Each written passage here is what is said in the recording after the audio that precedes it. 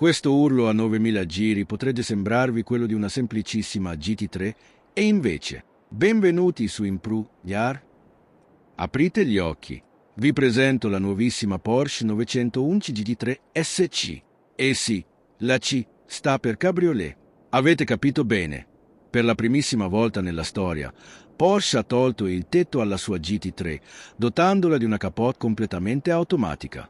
Niente tetti da montare a mano sotto la pioggia.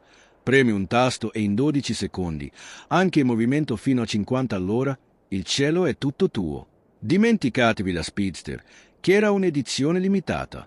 Questa belva prende la leggerezza estrema della 911 ST e la fonde con il leggendario motore aspirato 4 litri da 510 cavalli della GT3. Ma andiamo dritti alle vere novità, perché a Zuffenhausen hanno fatto una vera magia ingegneristica. Prima di tutto, il peso.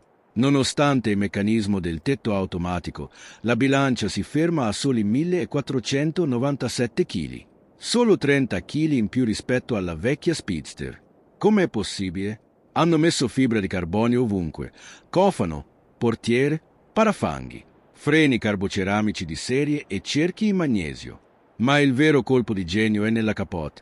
Hanno usato nervature e telaie in magnesio direttamente nel tetto. Questo significa che, quando lo chiudete, la silhouette è perfettamente identica a quella di una coupé.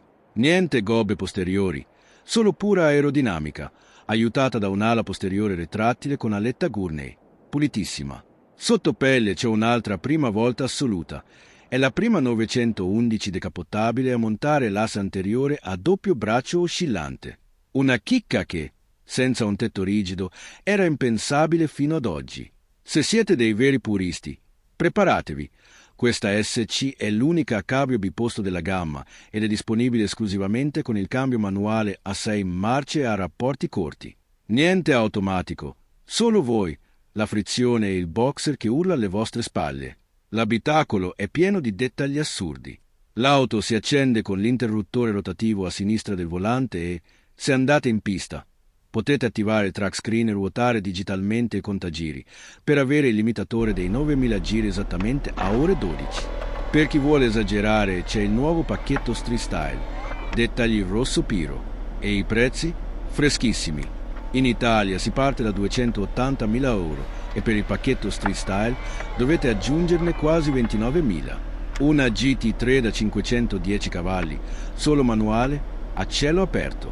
Secondo voi, è l'auto definitiva? Scrivetemelo nei commenti e godetevi un po' di puro sangue.